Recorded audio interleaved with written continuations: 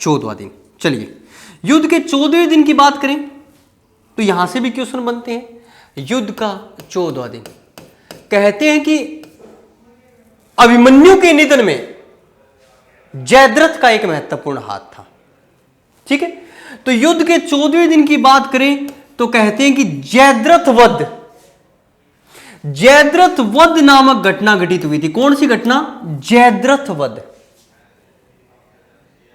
ये जरूर याद रखेंगे। अब जयद्रथ वध की घटना कब घटित हुई है? तो जयद्रथ का वध किसने किया है? तो जयद्रथ का वध किया है अर्जुन ने। और जयद्रथ वध नामक घटना कब घटित हुई है? 14वें दिन। और 14वें दिन का एक और महत्वपूर्ण क्वेश्चन मैं बताऊं तो 14वें दिन कहते हैं कि रात्रि के समय में भी युद्ध हुआ था। रात्रि के समय में भी युद्ध हुआ था। यह क्वेश्चन भी बन सकता है कि नेक्स्ट महाभारत का युद्ध रात्रि को कब हुआ था? क्योंकि जयद्रथ वध के बाद युद्ध चलता रहा था। जयद्रथ वध के बाद भी युद्ध चलता रहा था। तो 14वें दिन की सबसे महत्वपूर्ण घटना है, ये जरूर याद रखेंगे। युद्ध के 14वें दिन जयद्रथ का वध हुआ। जयद्रथ की हत्या कर दी थी या जयद्रथ का वध किया था। किसने वध किया था भाई? अर्जुन ने। और उस जयद्रथ के वध के बाद भी युद्ध चलता रहा था। तो रात्रि के समय जो युद्ध हुआ था वो किस दिन हुआ था? 14वें दिन हुआ था। ये जरूर याद रखेंगे आप। तो ये युद्ध का 14वां दिन। और युद्ध के 15वें दिन की बात करें जो सबसे महत्वपूर्ण क्वेश्चन बनता है, युद्ध का 15वां दिन। अब युद्ध के 15वें दिन की बात करें तो कहते हैं कि गुरु द्रोणाचार्य के बारे में सबसे बड़ा क्वेश्चन लिखा जाता है कि गुरु द्रोणाचार्य ने एक समाचार सुना, एक घटना सुनी। और वो घटना क्या थी?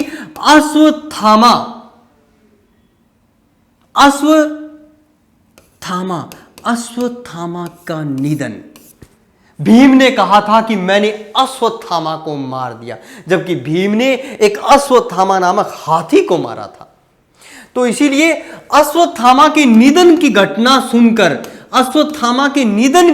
सुनकर गुरु द्रोणाचार्य के बारे में कहते हैं कि गुरु द्रोणाचार्य ने अपने हथियारों को छोड़ दिया था। उन्होंने अपने हथियार छोड़ दिए थे।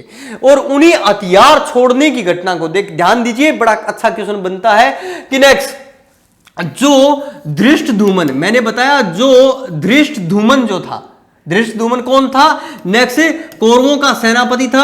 और उस धृष्टद्युम्न ने गुरु द्रोणाचार्य की हत्या कर दी थी। जब 15वें दिन की बात है, 15वें दिन कहते हैं कि जब भीम ने कहा कि मैंने अश्वत्थामा की हत्या कर दी। अश्वत्थामा गुरु द्रोणाचार्य के पुत्र थे। मैं दो घटनाएं बताऊं, रामायण में हनुमान और महाभारत में अश्वत्थामा, दोनों अभी तक ही जीवित हैं। यह जरूर याद रखेंगे। त्रेता की बात करें तो हनुमान जी महाराज, त्रेता में हनुमान जी महाराज और द्वापर में अश्वत्थामा, इनके निधन का कहीं कोई विषय शास्त्रों में नहीं लिखा गया है। तो यह जरूर याद रखेंगे।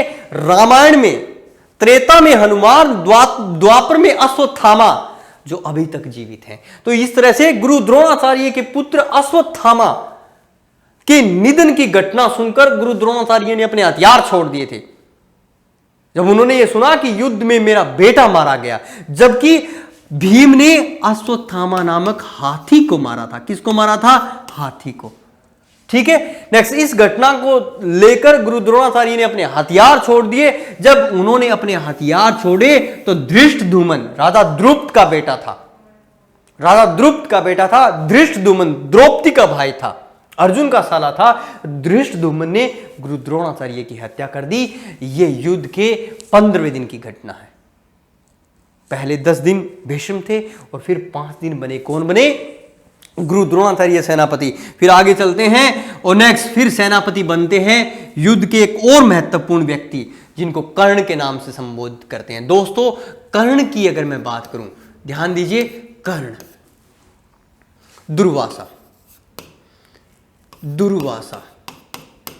दुर्वासा ऋषि ने नेक्स्ट कहते हैं कि दुर्वासा ऋषि ने कुंती को एक बार एक वरदान दिया था। और उस वरदान में कहा था कि तुम जो भी चाहो वो मांग सकती हो। तो कुंती ने दुर्वासा ऋषि के इसी वरदान को आजमाने के लिए सूर्य से अपना एक पुत्र मांग लिया। जिस पुत्र के बारे में कहते हैं कि लोक लाज से भयभीत होकर, क्योंकि उस समय तक कुंती अविवाहित थी, तो लोक लाज से भयभीत होकर नेक्स्ट कुंती ने उस पुत्र को अश्रु नदी में बहा दिया था। कौन सी नदी में छोड़ दिया था? अश्रु नदी में। आगे चलकर नेक्स्ट यही लड़का कर्ण बना। कर्ण को नेक्स्ट सूत पुत्र भी कहते हैं और कर्ण को सूर्य पुत्र भी कहते हैं। ठीक है, कर्ण को कौन्ते भी कहते हैं और कर्ण को राधे भी कहते हैं। ये जरूर याद रखेंगे आप। ठीक है, राजा कर्ण की बात कर रहा हूं मैं, ध्यान दीजिए। कर्ण दुर्वासा ऋषि ने कुंती को वरदान दिया था कि जो भी तुम चाहो वो मेरे से मांग सकती हो। तो कहते हैं कि सुबह सुबह का टाइम था और नेक्स्ट उसी वरदान को आजमाने के लिए सूर्य से कुंती ने पुत्र की मांग कर दी।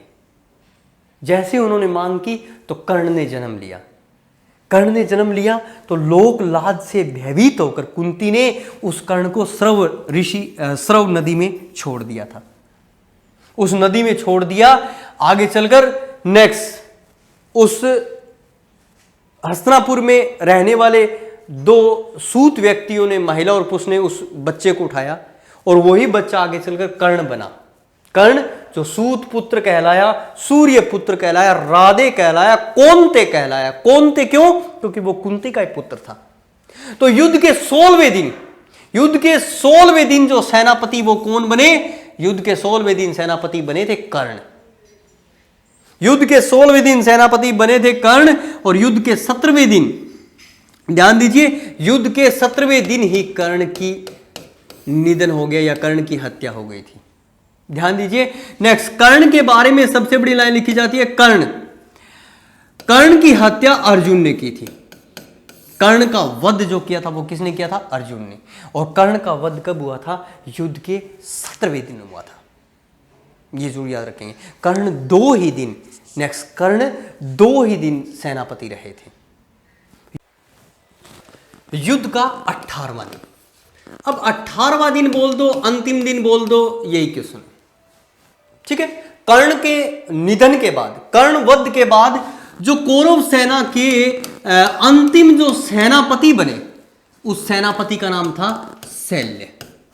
कहते हैं कर्ण की मृत्यु के बाद या कर्ण के वध के बाद दुर्योधन भयभीत हो गया था। और दुर्योधन भयभीत होकर नेक्स्ट, ध्यान दीजिए, भाग गया था या छिप गया था। महाभारत में लिख रखा है कि दुर्योधन एक सरोवर में छिप गया था, जिस सरोवर को नाम दिया गया है दैप्यपायन सरोवर। ध्यान दीजिए, दैप्यपायन सरोवर। पर HSSC ने कुछ अलग ही नाम लिखा है। ध्यान दीजिए, HSSC कहती है कि 21 गांव, कौन सा गांव? 21 गांव में ढूंढवास नामक स्थान पर मिला था दुर्योधन। इसीलिए ढूंढवास तीर्थ बोलते हैं इसे, ढूंढवास तीर्थ। ये जरूर याद रखेंगे आप। ठीक है, HSSC ने कहा है कि वो कौन सी जगह जाकर छिप गया था, तो ढूंढवास सरोवर में छिप गया था। और ये ढूंढवास सरोवर कहां पे है? 21 गांव में है। ये जरूर याद रखेंगे। जबकि महाभारत में लिख रखा है दैप्यपायन सरोवर। ये जरूर याद रखेंगे आप। दोनों अलग अलग बताए मैंने। HSSC 21 गांव मानती है, ढूंढवास जगह मानती है जहां पे दुर्योधन छिप गया था। और जब दुर्योधन मिला तो कहते हैं कि दुर्योधन और भीम के मध्य, ध्यान दीजिए, दुर्योधन और भीम के मध्य नेक्स्ट एक युद्ध हुआ जो गदा युद्ध था। कौन सा युद्ध? गदा युद्ध। और उस गदा युद्ध में कहते हैं कि भीम ने दुर्योधन का वध कर दिया था। भीम ने दुर्योधन का वध कर दिया था। ठीक है, आप याद कीजिए। नेक्स्ट एक और क्वेश्चन बताता हूं मैं, अच्छा क्वेश्चन। दुर्योधन की मां का नाम था गांधारी, और गांधारी ने अपनी आंखों पर हमेशा ही पट्टी रखी। ठीक है, इस तरह का एक क्वेश्चन बन जाए आपके एग्जाम में कि गांधारी ने अपने जीवन में कितनी बार पट्टी को खोला था? 2 बार। ठीक है, पहली बार जब उन्होंने दुर्योधन को वज्र का बनाना चाहा, पत्थर का बनाना चाहा, और दूसरी बार जब दुर्योधन मर रहा था। उस समय, ये जरूर याद रखेंगे। महाभारत के अनुसार गांधारी ने अपनी आंखों की पट्टी कितनी बार खोली है? 2 बार खोली है, क्योंकि भीम ने गदा युद्ध में दुर्योधन की जंघा को तोड़ दिया था। तो गांधारी जब उसे वज्र का बना रही थी तो जंघा थी वो उसकी कमजोर रह गई थी और भीम ने जंघा को ही तोड़ा था। तो 2 बार गांधारी ने अपनी आंखों की पट्टी खोली है, ये जरूर याद रखेंगे आप। तो ये युद्ध का 18वां दिन था और जैसे ही युद्ध समाप्त हुआ, ये महान युद्ध समाप्त हुआ, तो राजा युधिष्ठिर हस्तिनापुर के राजा बने। कहां के राजा बने? हस्तिनापुर के राजा बने युधिष्ठिर, ये जरूर याद रखेंगे आप, ठीक है। पांडवों के बारे में एक और महत्वपूर्ण बात लिखी जाती है युद्ध के बाद, ध्यान दीजिए कि 36 वर्षों तक इन्होंने हस्तिनापुर में राज्य किया था। 36 वर्षों तक इन्होंने हस्तिनापुर में राज्य किया था और 36 वर्षों के बाद जो इस महाभारत का सबसे छोटा पर्व है, कौन सा पर्व है? महाप्रस्थानिक पर्व, जो मैंने आपको बताया है। महाप्रस्थानिक पर्व का वर्णन आता है। किसका वर्णन आता है? महाप्रस्थानिक पर्व। और महाप्रस्थानिक पर्व के अनुसार नेक्स्ट वो हिमालय की यात्रा के लिए चले जाते हैं। यानी हस्तिनापुर के राजा पांडव कितने समय तक रहे थे? तो 36 वर्ष तक रहे थे। और फिर वो महाप्रस्थानिक पर्व के अनुसार वो हिमालय की यात्रा पे चले गए, हिमालय की यात्रा पे चले गए थे सारे के सारे, ये जरूर याद रखेंगे। जब वो हिमालय की यात्रा पे जा रहे थे तो मैंने अभी थोड़ी देर पहले आपको नाम बताया था अर्जुन, आप याद कीजिए अर्जुन, और अर्जुन की पत्नी थी सुभद्रा, ठीक है। अर्जुन के एक बेटे ने जन्म लिया था जिस बेटे का नाम था अभिमन्यु।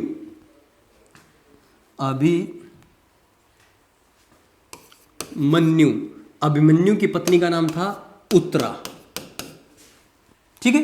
नेक्स्ट, और अभिमन्यु और उत्तरा के एक बेटे ने जन्म लिया था जिसका नाम था परीक्षित। जब वो जा रहे थे, नेक्स्ट महाप्रस्थानिक पर्व के अनुसार बताते हैं कि जब वो हिमालय की यात्रा पे जा रहे थे पांडव, तो अपने पौत्र को राजा बनाए गए और उस पौत्र का नाम था परीक्षित, ये जरूर याद रखेंगे। परीक्षित राजा बना और परीक्षित के बारे में ही सबसे महत्वपूर्ण घटना घटित होती है। आप याद कीजिए, जब परीक्षित की बात करें तो तक्षक सर्प ने काट लिया था। किस सर्प ने काट लिया था परीक्षित को? तक्षक सर्प ने काट लिया था। तो इसीलिए आप याद कीजिए, परीक्षित के बेटे जन्मेजय ने नेक्स्ट तक्षक सर्प के लिए या सांपों के लिए एक यज्ञ करवाया था, सर्प दमन यज्ञ। कौन सा यज्ञ करवाया था? सर्प दमन यज्ञ। कौन से स्थान पे? सफीदो स्थान पर करवाया गया था, ये जरूर याद रखेंगे आप, ठीक है। मैंने बताया कि महाभारत के युद्ध के बाद पांडव 36 वर्ष तक हस्तिनापुर के राजा रहे। युधिष्ठिर 36 वर्ष तक हस्तिनापुर के राजा रहे, 36 वर्षों तक उन्होंने राज्य किया था। फिर महाप्रस्थानिक पर्व में लिख रखा है कि वो हिमालय की यात्रा पे चले गए थे। यहां पे राजकार्य छोड़कर, सब कुछ छोड़कर चले गए थे। जाने से पहले उन्होंने परीक्षित को राजा बनाया। परीक्षित कौन था? अभिमन्यु का बेटा था। अभिमन्यु का बेटा था, उत्तरा का बेटा था। और परीक्षित के बारे में कहते हैं कि तक्षक सर्प ने परीक्षित को काट लिया था। किस सर्प ने? तक्षक सर्प ने परीक्षित को काट लिया था। और नेक्स्ट, इसी वजह से परीक्षित के बेटे जन्मेजय ने सर्प दमन यज्ञ करवाया था। कौन सा यज्ञ करवाया था? सर्प दमन यज्ञ करवाया था। तो इस तरह से महाभारत से संबंधित हमारे बहुत सारे क्वेश्चन बनते हैं। HSSC में महाभारत से संबंधित बहुत ज़्यादा क्वेश्चन आते हैं और मैंने आपको आए हुए क्वेश्चन या आ सकते हैं वो सारे क्वेश्चन डिस्कस करवाए। मैं बात कर रहा था द्वापर की, देख लीजिए एक बार बड़ा रिवाइज ले लेते हैं। नेक्स्ट, ये HSSC या हरियाणा जीके का सबसे महत्वपूर्ण टॉपिक है। HSSC या हरियाणा जीके का सबसे महत्वपूर्ण टॉपिक है। कौन सा? महाभारत का टॉपिक। एक बार फिर मैं रिवाइज करवा देता हूं, ध्यान दीजिए। चलिए, द्वापर की बातें कर रहे थे हम। द्वापर, त्रेता में रामायण, द्वापर में महाभारत, ठीक है। त्रेता में किस चीज का वर्णन मिलता है? रामायण का वर्णन मिलता है और द्वापर में महाभारत का वर्णन मिलता है। ये जरूर याद रखेंगे आप। महाभारत जो विश्व का सबसे बड़ा ग्रंथ है, विश्व का सबसे बड़ा ग्रंथ है, और जिसे लिखने में जो समय लगा वो 3 वर्ष का समय लगा था। चलो आ जाइए, ठीक है, एक बार बड़ा बड़ा रिवाइज करवा देता हूँ मैं, सारे टॉपिक आप देख लीजिए। महाभारत द्वापर युग की बातें हैं। द्वापर आप याद रखेंगे, त्रेता युग में रामायण और द्वापर युग में महाभारत। रामायण में 24,000 श्लोक है, महाभारत में 1 लाख श्लोक है। महाभारत विश्व का सबसे बड़ा ग्रंथ है और इसे 5वां वेद बोलते हैं। विश्व का सबसे बड़ा ग्रंथ कौन सा है? महाभारत। और 5वां वेद कौन सा है? महाभारत। याद रखेंगे। महाभारत के बारे में कहते हैं कि 3 रूपों में इसका जन्म हुआ है। कितने रूपों में इसका जन्म हुआ है? 3 रूपों में इसका जन्म हुआ है। जरूर याद रखेंगे, 3 रूपों में इसका जन्म हुआ है, ठीक है। नंबर 1 जय संहिता, नंबर 2 भारत, और नंबर 3 महाभारत, ठीक है। जय संहिता में 8,000 श्लोक है, भारत में 24,000 श्लोक है, और महाभारत में 1 लाख श्लोक है, ठीक है। ये महान ग्रंथ किस भाषा में लिखा गया है? तो संस्कृत भाषा में लिखा गया है। संस्कृत, ये जरूर याद रखेंगे, संस्कृत भाषा में ये लिखा गया है, ठीक है। नेक्स्ट, के मोहन गांगुली ने इसे अंग्रेजी भाषा में लिखा है। महाभारत किस व्यक्ति ने अंग्रेजी भाषा में लिखा है? के मोहन गांगुली ने, ठीक है। नेक्स्ट, एक अकबर के नवरत्न हुए हैं फेजी। फेजी ने इसे फारसी भाषा में लिखा है, और फारसी भाषा में इसे नाम दिया गया रज़मनामा।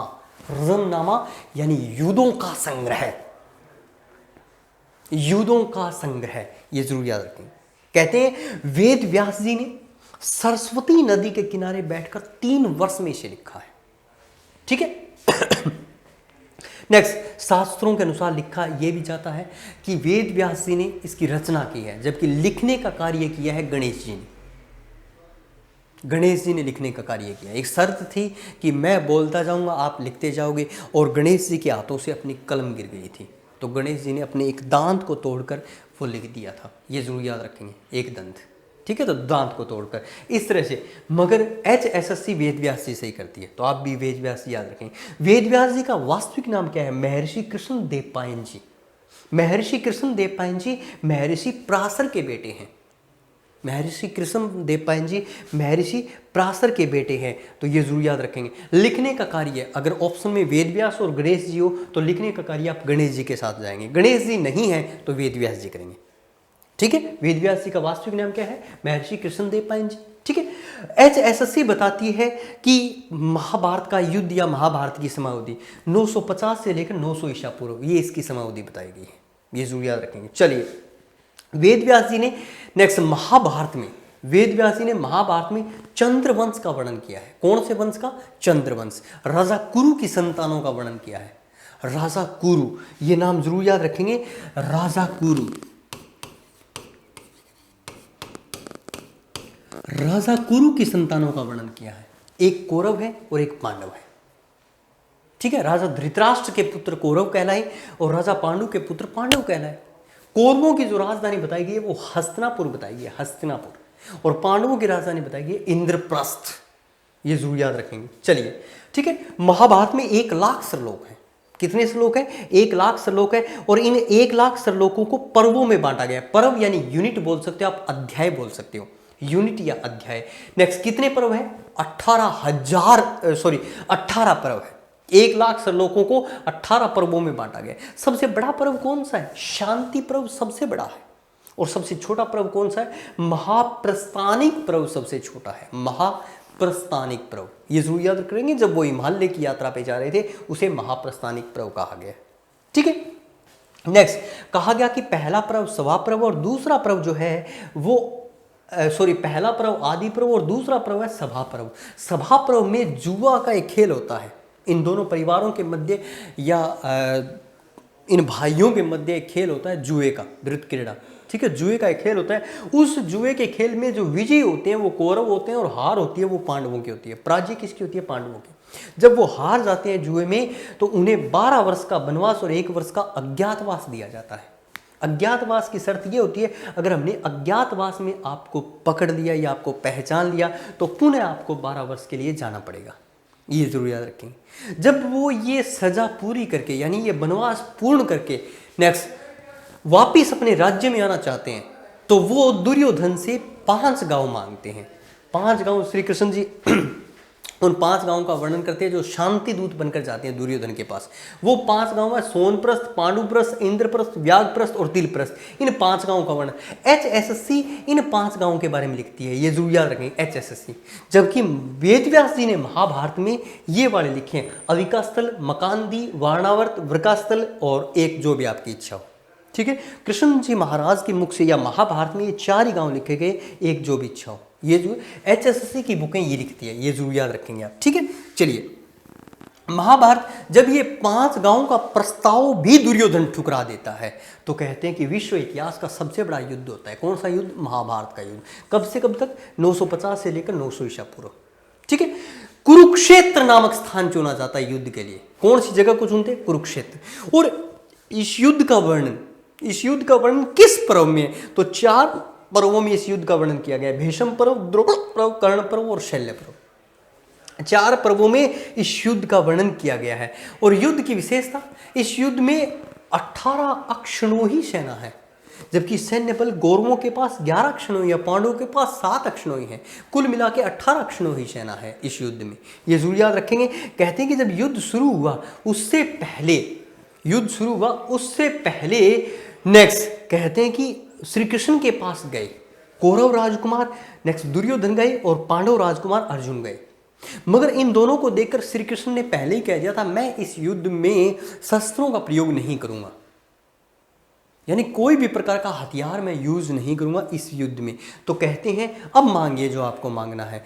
तो दुर्योधन ने उनसे सेना मांगी, यानी इस युद्ध में कृष्ण की नारायणी सेना किसका साथ देती है? दुर्योधन का। और स्वयं कृष्ण नेक्स्ट किसके सारथी बनते हैं?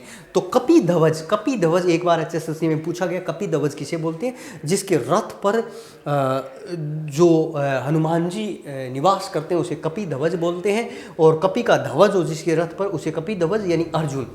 तो श्री कृष्ण जी महाराज अर्जुन के सारथी बनते हैं। इस युद्ध के बारे में कहते हैं कि उस पूरे युद्ध का वर्णन संजय ने कौरव राजा धृतराष्ट्र के सामने किया है। संजय ने इस पूरे युद्ध का वर्णन किसके सामने किया? कौरव राजा धृतराष्ट्र के सामने किया है। ये जरूर याद रखेंगे आप। चलिए, युद्ध कितने दिन तक चलता है? 18 दिन तक चलता है।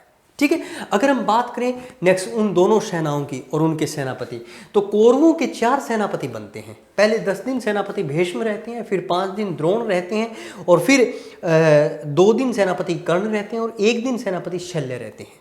ये जरूर याद रखेंगे। नेक्स्ट बड़ा क्वेश्चन बन जाए तो नेक्स्ट द्रोणाचार्य कितने दिन सेनापति रहते हैं? द्रोणाचार्य 5 दिन। कर्ण कितने दिन है? 2 दिन। और शल्य कितने दिन? 1 दिन। ठीक है, ये रहते हैं। और नेक्स्ट पांडवों के सेनापति एक ही होते हैं, वो कौन होते हैं? धृष्टद्युम्न। धृष्टद्युम्न पांडवों के सेनापति होते हैं, ये जरूर याद रखेंगे। और धृष्टद्युम्न कौन है? धृष्टद्युम्न है राजा ध्रुपद का बेटा, राजा ध्रुपद का बेटा और द्रौपदी का भाई है। ये जरूर याद रखेंगे। ठीक है, 2 ऋषि हुए हैं, याज और उपयाज। इन दोनों ऋषियों ने पुत्र येष्टि यज्ञ किया है। कौन सा यज्ञ किया है? पुत्र येष्टि यज्ञ। तो उस यज्ञ से एक लड़का और एक लड़की जन्म लेती है। जो लड़का जन्म लेता है उसका नाम धृष्टद्युम्न है और जो लड़की जन्म लेती है उसका नाम द्रौपदी है। तो इस तरह का एक क्वेश्चन बनता है कि किस शास्त्रों के अनुसार किस प्रसिद्ध व्यक्ति का जन्म धनुष बाणों के साथ हुआ या तलवार के साथ हुआ, हथियारों के साथ जिसका जन्म हुआ है वो धृष्टद्युम्न है। ये जरूर याद रखेंगे। याज और उपयाज इन दोनों ऋषियों ने यज्ञ किया था, उस यज्ञ से पुत्र येष्टि यज्ञ था, उस यज्ञ से इन दोनों का जन्म हुआ। तो पांडवों के सेनापति कौन थे? धृष्टद्युम्न। और कौरवों के ये 4 सेनापति थे। अब युद्ध शुरू होता है और युद्ध के पहले दिन की घटना है। युद्ध के पहले दिन ही युयुत्सु कौन है? ये कौरवों का भाई है, धृतराष्ट्र का बेटा है और पांडवों की सेना में शामिल हो जाता है। किसकी सेना में शामिल हो जाता है? पांडवों की। तो ये जरूर याद रखेंगे, क्वेश्चन 2-3 बार आ गया HSSC में कि दुर्योधन का कौन सा भाई या कौरवों का कौन सा भाई पांडवों की सेना में शामिल हो जाता है? तो युयुत्सु। ठीक है, नेक्स्ट कहते हैं कि युद्ध करने से अर्जुन मना कर देता है। अर्जुन कहता है मेरे सामने मेरे दादाजी हैं, मेरे गुरु हैं, मेरे भाई हैं, मैं किसके साथ युद्ध करूं? जब वो युद्ध करने से मना कर देते हैं तो श्री कृष्ण उन्हें उपदेश देते हैं, जो उपदेश इतिहास में गीता का उपदेश कहलाता है। श्रीमद् भागवत गीता जो विश्व इतिहास का सबसे पवित्र ग्रंथ है, और ये श्रीमद् भागवत गीता का उपदेश कहाँ पे दिया जाता है? तो ये दिया जाता है नेक्स्ट कुरुक्षेत्र। कुरुक्षेत्र का एक स्थान है। कौन सा स्थान? HSSC ने इसे ज्योति सर भी बोला है और HSSC ने इसे जीत सर भी बोला है, ये जरूर याद रखेंगे आप, ठीक है। नेक्स्ट गीता।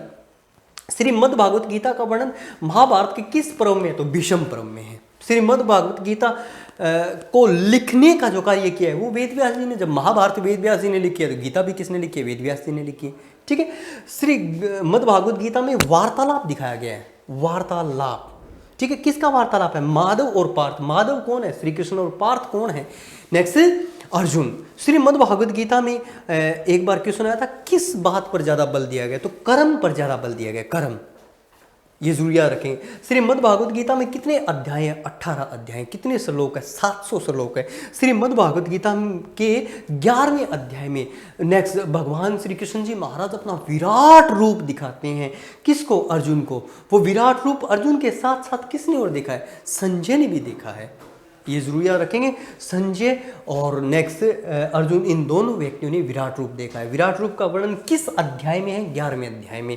तो यहां से भी क्वेश्चन आपके बन सकते हैं, ठीक है। फिर युद्ध का 10वां दिन। युद्ध के 10वें दिन की बात करें तो भीष्म यानी देवव्रत, ठीक है, देवव्रत को तीरों की सैया पर लेटा देते हैं। कौन? अर्जुन। ये 10वें दिन की घटना है, ठीक है। सेनापति बनने से पहले एक शर्त रखता है भीष्म कि जब तक युद्ध मैं करूंगा तब तक युद्ध भूमि में कर्ण शामिल नहीं होगा। तो युद्ध के 11वें दिन कर्ण शामिल होता है, ये जरूर याद रखेंगे। कर्ण, नेक्स्ट कर्ण युद्ध के 11वें दिन शामिल होता है। पहले 10 दिन युद्ध में कर्ण शामिल नहीं होता है। भीष्म की ये शर्त थी, इसी शर्त के आधार पर ही वो सेनापति बने थे, ये जरूर याद रखें। युद्ध का 13वां दिन, ठीक है। युद्ध के 13वें दिन गुरु द्रोणाचार्य ने, युद्ध के 13वें दिन गुरु द्रोणाचार्य ने नेक्स्ट एक चक्रव्यूह रचा। क्या रखा? चक्रव्यूह। उस चक्रव्यूह में किसका वध होता है या किसका निधन होता है? तो अभिमन्यु का निधन होता है। अभिमन्यु का जो निधन हुआ था, चक्रव्यूह जो रचा गया था, वो वर्तमान अमीन गांव में, अमीन गांव कुरुक्षेत्र में है, अमीन गांव कुरुक्षेत्र में। और हरियाणा सरकार ने अमीन गांव का नाम बदल कर रख दिया है अभिमन्युपुर। क्या नाम रख दिया है? अभिमन्युपुर, ये जरूर याद रखेंगे, ठीक है। अभिमन्यु कौन है? अभिमन्यु अर्जुन और सुभद्रा का बेटा है, ये जरूर याद रखेंगे। अर्जुन और सुभद्रा का बेटा है अभिमन्यु। तो युद्ध के 14वें दिन, युद्ध के 14वें दिन कहते हैं कि अभिमन्यु के निधन में जो सबसे ज्यादा हाथ था वो जयद्रथ का। तो युद्ध के 14वें दिन अर्जुन जयद्रथ वध करता है, जयद्रथ वध करता है। और उसी दिन युद्ध के 14वें दिन युद्ध रात्रि को भी चलता है। तो ये क्वेश्चन बन सकता है आपके एग्जाम में कि किस दिन युद्ध रात्रि को हुआ था? तो किस दिन युद्ध रात्रि को हुआ था? तो रात्रि को 14वें दिन युद्ध हुआ था, ये जरूर याद रखेंगे, 14वें दिन। क्लियर? नेक्स्ट फिर उससे आगे चलें, युद्ध का 15वां दिन। युद्ध के 15वें दिन कहते हैं गुरु द्रोणाचार्य ने एक समाचार सुना। समाचार क्या था? कि मैंने अश्वत्थामा को मार दिया, मैंने अश्वत्थामा को मार दिया। ये बात कौन बोल रहा था? भीम। जब गुरु द्रोणाचार्य ये सुनते हैं तो वो अपने हथियार छोड़ देते हैं। जब वो हथियार छोड़ देते हैं तो धृष्टद्युम्न उनकी हत्या कर देता है। धृष्टद्युम्न राजा ध्रुव का बेटा, वो उनकी हत्या कर देता है। जबकि भीम ने जिस अश्वत्थामा को मारा था वो कौन था? हाथी था। मैंने बताया आपको कि द्वापर में अश्वत्थामा और त्रेता में हनुमान जी महाराज, हमारे देवता हनुमान जी महाराज, इन दोनों व्यक्तियों के निधन का कोई भी प्रश्न अब तक नहीं आया है। ये जरूर याद रखेंगे, 2 व्यक्ति अब तक जीवित हैं, ठीक है, हनुमान जी महाराज और अश्वत्थामा। ये द्वापर और त्रेता की बातें। चलिए आगे चलते हैं। कर्ण, कर्ण फिर राजा कर्ण फिर सेनापति बनता है। कर्ण कौन है? कर्ण है कौन्ते। कर्ण कौन है? कौन्ते, सूतपुत्र, सूर्यपुत्र, राधे, ये कर्ण के नाम है। कहते हैं कि दुर्वासा ऋषि ने एक वरदान दिया था कुंती को, और वही वरदान प्रयोग करने के लिए एक बार सूर्य भगवान से कुंती ने एक पुत्र मांग लिया, और वो पुत्र सूर्य भगवान ने दे दिया। लोक लाज से भयभीत होकर नेक्स्ट कुंती ने क्या किया? उस पुत्र को अश्व नदी में बहा दिया था। जो हस्तिनापुर के किन्हीं सूत व्यक्तियों ने उस पुत्र को उठाया था, जो कर्ण था। तो ये जरूर याद रखेंगे। युद्ध के 16वें दिन कर्ण सेनापति बनता है, मगर युद्ध के 17वें दिन ही कर्ण को अर्जुन मार देता है। अर्जुन कर्ण का वध कर देता है। कब? युद्ध के 17वें दिन। युद्ध के 18वें दिन नेक्स्ट कौरवों के सेनापति बनते हैं शल्य। शल्य कौन है? शल्य के बारे में बताया मैंने, पांडव 5 थे। नेक्स्ट युधिष्ठिर, भीम और अर्जुन, ये कुंती के पुत्र थे। नकुल सहदेव, नकुल सहदेव कौन है? माद्री के पुत्र हैं, माद्री, ठीक है, ये जरूर याद रखेंगे। तो माद्री का भाई था शल्य, यानी नकुल और सहदेव का मामा था शल्य। तो इस तरह से शल्य 18वें दिन क्या बनता है, नेक्स्ट सेनापति बनता है किनका, कौरवों का। तो ये 18वां दिन है जब कर्ण का निधन हो जाता है, भीष्म तीरों की सैया पर है, दुर्योधन का निधन हो जाता है, जयद्रथ का निधन हो जाता है और लगभग अपने 99 भाई मर जाते हैं। तो दुर्योधन भयभीत हो जाता है। भयभीत होकर महाभारत के अनुसार दुर्योधन दैत्यपायन सरोवर में छिप जाता है। पर HSSC की बुकें हरियाणा जीके की बुकें लिखती हैं कि वो 21 गांव में ढूंढवास नामक सरोवर में छिप जाता है। ढूंढवास तीर्थ बोलते हैं आजकल इसे। ढूंढवास नामक सरोवर में छिप जाता है और उस सरोवर से दुर्योधन को निकालकर भीम और दुर्योधन के मध्य एक गदा युद्ध होता है। उस गदा युद्ध में कहते हैं कि भीम बुरी तरह से दुर्योधन की जंगा तोड़ देता है और दुर्योधन का निधन हो जाता है। यानी इस महान युद्ध में पांडव विजयी होते हैं। युधिष्ठिर राजा बनता है हस्तिनापुर का। 36 वर्षों तक ये राज्य करते हैं। 36 वर्षों तक ये राज्य करते हैं। जब ये राज्य पूर्ण करने के बाद या नेक्स्ट हिमालय की यात्रा पे चले जाते हैं। महाप्रस्थानिक पर्व में लिख रखा है कि ये हिमालय की यात्रा पे चले जाते हैं। जब ये यहाँ से जाते हैं तो परीक्षित को, अपने पोते को राजा बनाकर जाते हैं। परीक्षित कौन है, अभिमन्यु और उत्तरा का बेटा है परीक्षित। अभिमन्यु कौन है, अर्जुन और सुभद्रा का बेटा है अभिमन्यु। तो अभिमन्यु के बेटे परीक्षित को राजा बनाकर जाते हैं। परीक्षित के बारे में कहते हैं कि परीक्षित को ही तक्षक नामक सर्प काट लेता है। इसीलिए परीक्षित के बेटे जन्मेजय सर्प दमन यज्ञ करवाते हैं जींद, सफीदो जींद में। ये जरूर याद करेंगे। और HSSC में एक बार क्वेश्चन आया था कि पांडवों के पिंडदान कहाँ पे, तो जरूर याद रखेंगे। पिंडदान का कोई क्वेश्चन आ जाए तो पेवा कहाँ पे है, कुरुक्षेत्र में। पिंडदान से संबंधित एक क्वेश्चन आया था HSSC में कि कहाँ पे किया जाता है, तो पिंडदान से संबंधित पेवा कुरुक्षेत्र में। ये जरूर याद रखेंगे। तो ये महान ग्रंथ की सारी बातें मैंने आपको बताई। हरियाणा जीके में अगर महाभारत से कोई क्वेश्चन बना तो मेरे को लगता है शायद इस टॉपिक से बन जाएगा। नमस्कार दोस्तों।